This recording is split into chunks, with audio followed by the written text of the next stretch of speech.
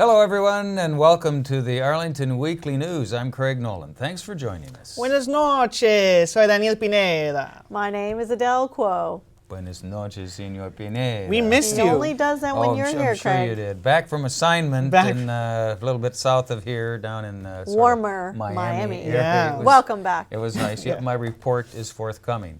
Here we go with our first show, our post-Easter show for 2015. We have News and Community Bulletin Board. Adele is here with It's Easy Being Green. It's a green time of year, for sure it is. Everything's popping and growing now. Yep. Our CBB Community Bulletin Board file. Nort Beckerman is here with his Brain Healthy Minute, News for Seniors, and Miriam Gennari with an interview, and that's our show. But before we go, a social media reminder. Absolutely, Mr. Nolan. You can watch the Arlington Weekly News on our YouTube channel. That's youtube.com/Arlington Weekly News and the number one. And also facebook.com/Arlington Weekly News. On YouTube. Thank you, Daniel. Craig. Here we go with the first of our news items. Well, in breaking news, a kindergarten teacher was found dead on Wednesday, April 8th. 30-year-old Barcroft Elementary School teacher Morgan Hare was discovered unresponsive at just after 9 a.m. in her home on North Pollard Street. She was pronounced dead at the scene. Police think that the fatality may have been due to a medical emergency related to a pre-existing condition. No foul play is expected. Daniel. Well, Craig, on Good Friday, a three-car accident near North Glebe Road and Old Dominium Drive resulted in another fatality. At around 8:30 p.m. on Friday, a truck collided with a Jaguar, which then hit another vehicle. The truck flipped at least one time, according to witnesses. The truck driver was 40-year-old Pennsylvania resident Todd Bunnert. He died at the scene of the accident. The other drivers were okay. All right, Daniel. In other news, Arlington resident and soldier specialist Adam Sotelo has just been named the 2014 Virginia National Guard Soldier of the Year. Sotelo is, with the Headquarters Company 3rd Battalion, 116th Infantry Regiment, 116th Infantry Brigade Combat Team. He won the honor after participating in the Best Warrior competition at Fort Pickett last month. 18 Virginia Army Guard soldiers and non-commissioned officers competed in a wide range of categories, including fitness, marksmanship, appearance, first aid, and responding to nuclear hazardous attacks. Specialist Sotelo with another Virginian will compete in the regional competition that's coming up in May. Congratulations. Yes, absolutely. And more great news. An Arlington student won the 2015 U.S. National Brain Bee this February. Soren Christensen, a freshman at Thomas Jefferson High School for Science and Technology, won the Washington, D.C. regional after competing against 17 other students from across the region. The Brain Bee is a neuroscience competition for high school students hosted by the Society for Neuroscience. Craig. All right, Daniel. And also on our news items, a former Arlington High School student is also accomplishing great things. 23-year-old Madeline Templeton, who grew up in Arlington, is cycling across the country for a good cause. Ms. Templeton wants to fund affordable housing in the county by riding 4,200 miles across the country. Really. Unfortunately, she was hit by a car during her journey and ended up requiring surgery to repair her leg. However, the 2010 Washington Lee High School graduate is back on her feet and continuing her journey. If you would like to support Madeline and her quest to ride across the country, visit this website, bikeandbill.org, rider 7703, and you can learn more about it and donate to her ride. Good stuff. Daniel. Well, Craig, Arlingtonians aren't just cycling to make lives better. They're walking too. Specifically, the county is making it easier for residents to walk. Arlington was just named America's most walkable suburb by Yes Magazine. The magazine stated that Arlington is the best place for experience the future of suburban living because it has great transit, plenty of sidewalks and values, people, and also cars. Yes Magazine is produced by a nonprofit whose goal is to reframe the biggest problems of our time in terms of their solutions. Craig. All right, that's good news for Arlington. And more good news for Arlington. If you're a recent college graduate, there's another reason to enjoy being in Arlington, according to financial services website nerdwallet.com. Arlington is the second best city in the country for people who just graduated college. The ranking is based on median income, percent of income used in rent, and the ratio of people between 20 and 29. Madison, Wisconsin came in first, and Washington, D.C. came in at 5. So that's good news also for Arlington. We'll be back with our CBB Community Bulletin Board file right after we hear from Adele Quo and It's Easy Being Green. Here's Adele. Hey, Adele. Hey guys, it's Easy Being Green. I'm here with my mentor, my little tree frog friend here amongst our bluebells. Yes, I'm still talking about our native Virginia bluebells. Our showy and beloved native bluebells will be blooming soon. As promised, I give you an update here this past weekend on my Fairfax Park Takes Bluebells Walk with Marika Gate, naturalist at Riverbend Park. I chewed on a Virginia bluebell leaf to experience it tasted of oysters. Hence, one of its common names is oyster leaf. Also known as lungwort for supposedly treating lung ailments, Native Americans used the roots to treat tuberculosis, whooping cough, and other ailments. So we also have a couple great family-friendly bluebell festivals to celebrate our native Virginia bluebells with wonderful activities for all of your family. You can gather your cameras and your kids this coming weekend and see for yourself the glorious Virginia bluebells. And after you've seen our prettiest native wildflower, you'll want to add them to your garden. Guess what? April is a great month for native plant sales. Watch your screen and you'll see a list of the April native plant sales. Jot them down. I'm going to share my tips on how to use them properly and plant them successfully in your landscape.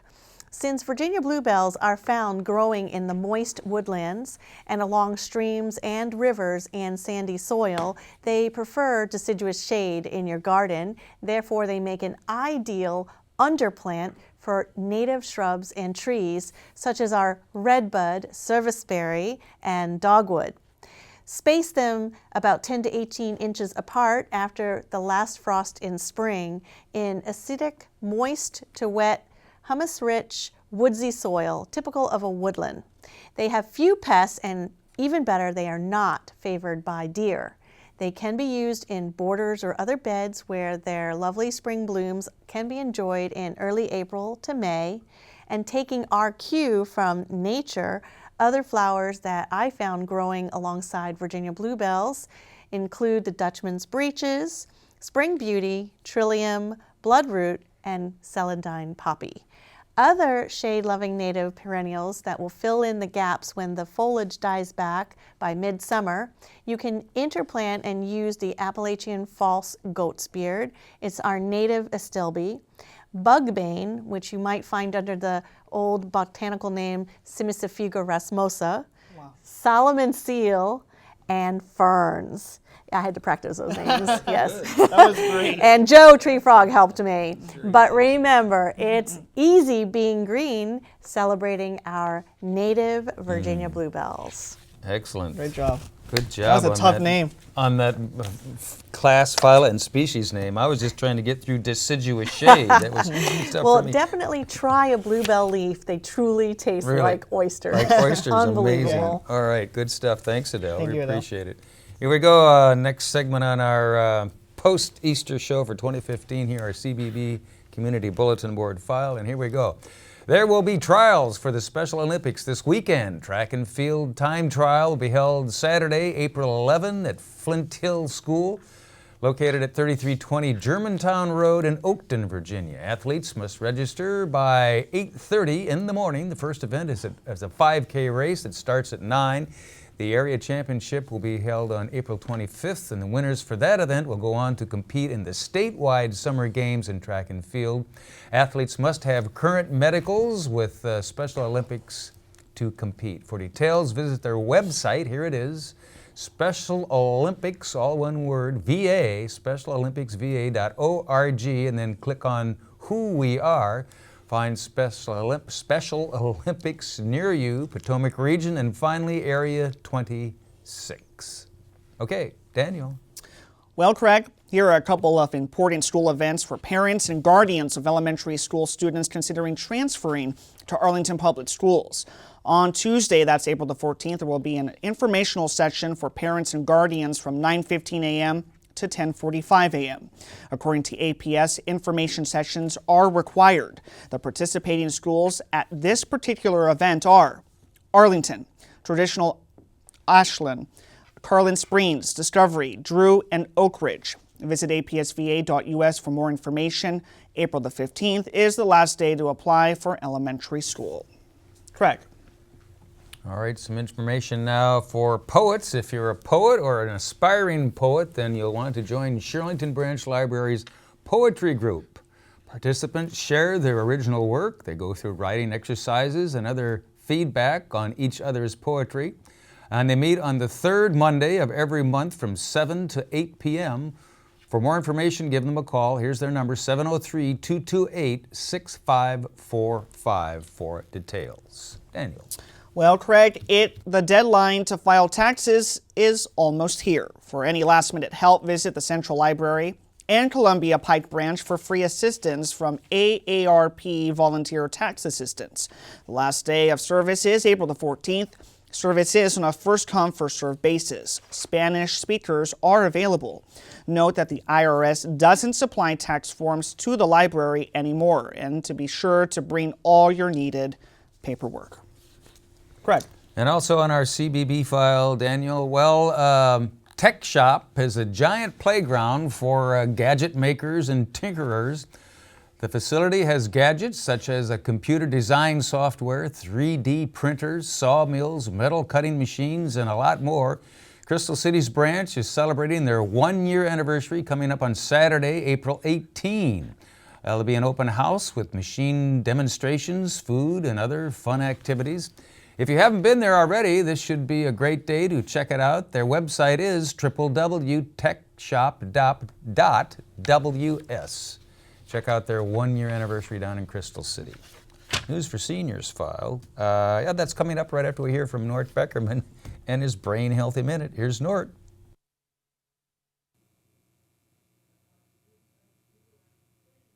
Hi, I'm Nort Beckerman, the Brain Health Coach. When people get to a certain age, they become concerned about memory. They become alarmed when they can't remember some things. Since memory works in a fairly predictable way, there's a good chance that they're not remembering any more or less than they did when they were younger. Your brain cells aren't hardwired.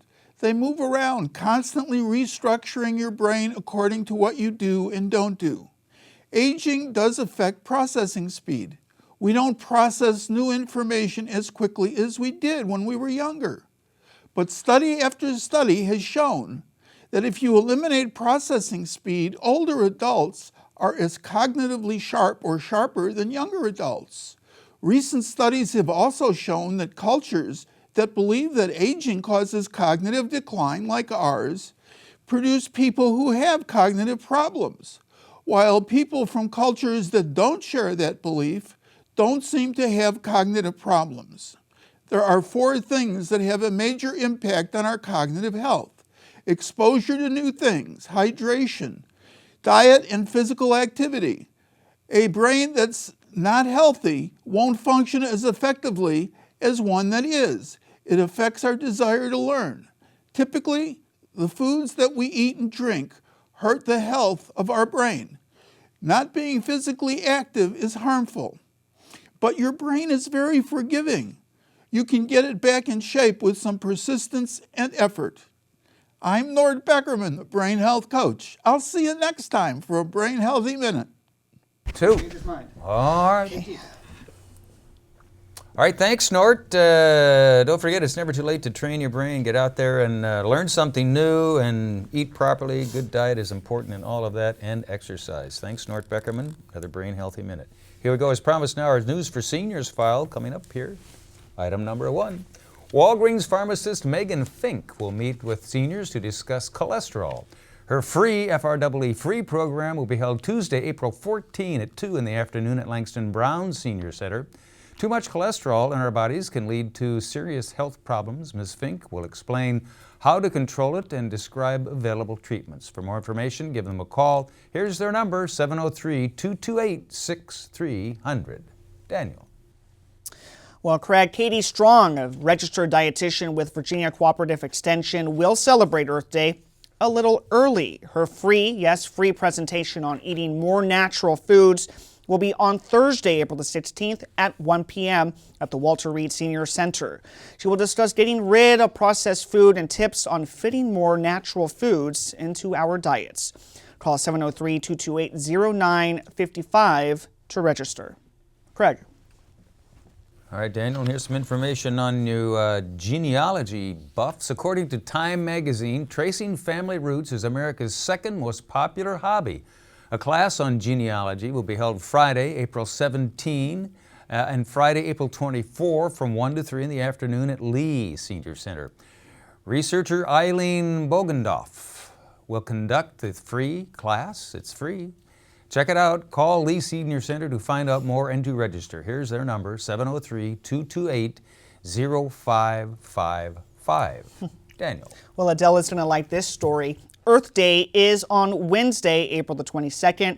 Euro Hill Senior Center is celebrating with a free earth-friendly program on green gardening on Monday, April the 20th at 1:30 p.m. It will be led by Master Gardener Carol Kilroy. Topics include composing, Your favorite. yes, grass cycling, green landscaping, and native plants. Just give them a call at 703-228-5722 to register. Craig.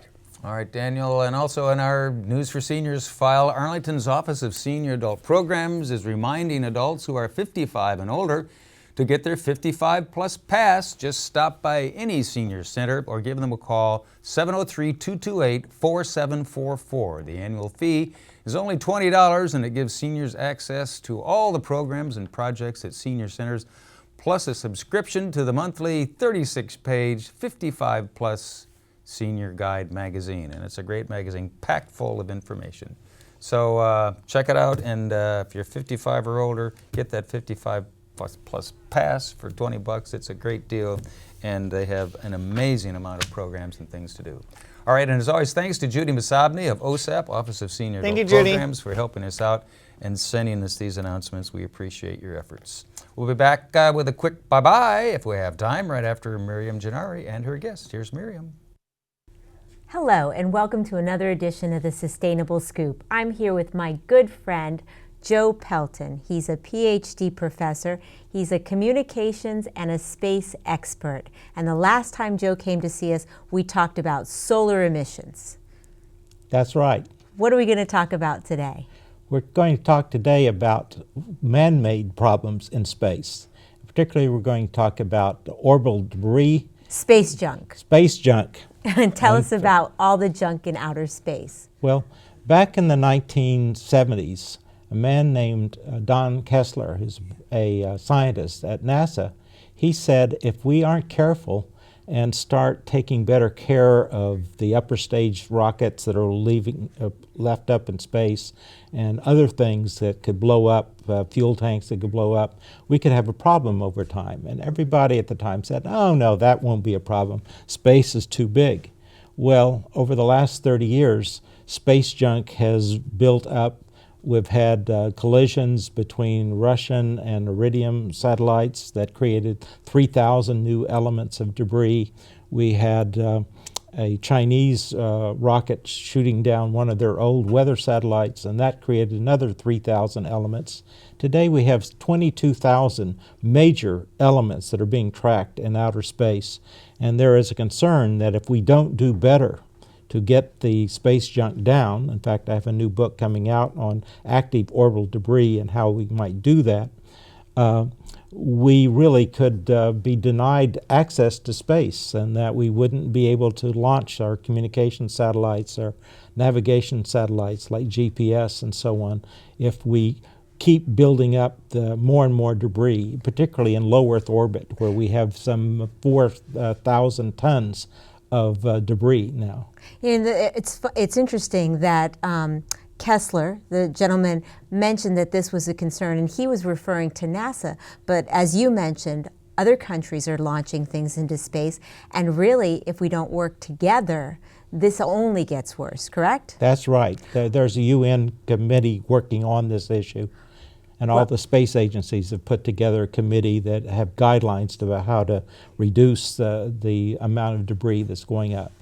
Well, let's go ahead and watch the video and listen to Dr. Kessler talk a little bit about what he anticipated and what you say has come true. Let's watch. Syndrome is really nothing more than the way nature operates, with orbits that cross one another, and they'll eventually collide with one another. They'll create smaller debris and a certain amount of larger debris, and then that larger debris can go on and cascade to create even more debris, and you can get a runaway cascading effect. When that's applied to low Earth orbit, that phenomena is taking place right now, but at a very slow rate. At about once every 10 years, we're seeing a collision between large objects, and then but that rate will increase even if we don't add any new objects to Earth orbit.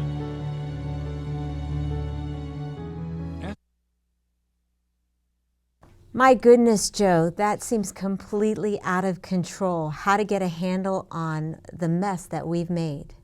Well, you know, these 22,000 elements are being tracked. Some of them are small as like a baseball, but traveling at 10,000 miles an hour, that has the kinetic energy of a bomb. So this really is a problem, and the UN is working very hard to try to solve how we create debris. So we're not only ruining our planet, but we're ruining outer space as well. And Mother Nature has something in store for us in outer space that we have to be aware of, not just what we're causing, but what's naturally coming our way. Tell us a little bit about your work with asteroids and comets. Well, the book does cover asteroid problems, and the problem is that NASA first was told by Congress, find all the asteroids that are more than 1 kilometer in size. And then they said, well, gee, maybe we should get down to 140 meters in size and, you know, work to try to get an inventory of that.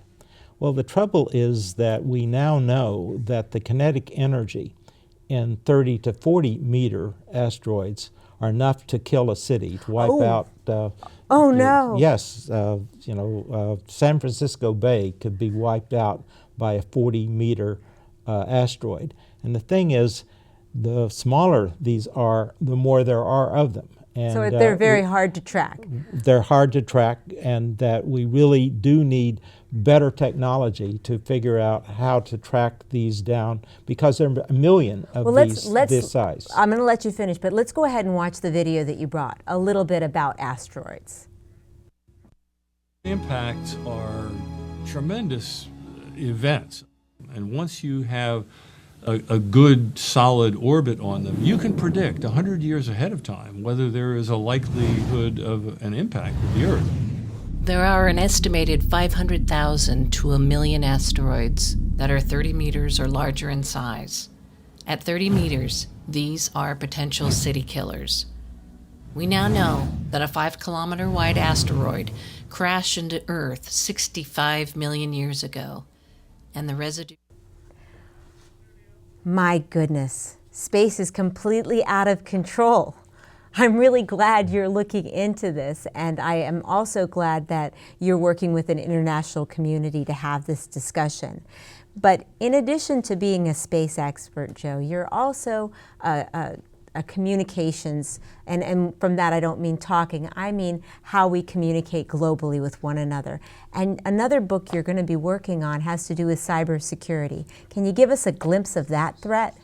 Well, again, there are threats that we can create here on Earth in outer space, and that all of the satellites that we operate for communications, for GPS, which the internet's dependent on, and so on.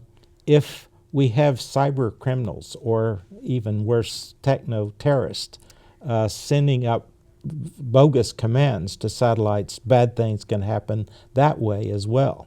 And back several decades ago, some teenagers in New Jersey actually were able to get control of a satellite and send commands to fire the rockets in it. Let me just say, I actually heard the other day also that somebody could actually take control of your car from a satellite and drive you to an undisclosed destination.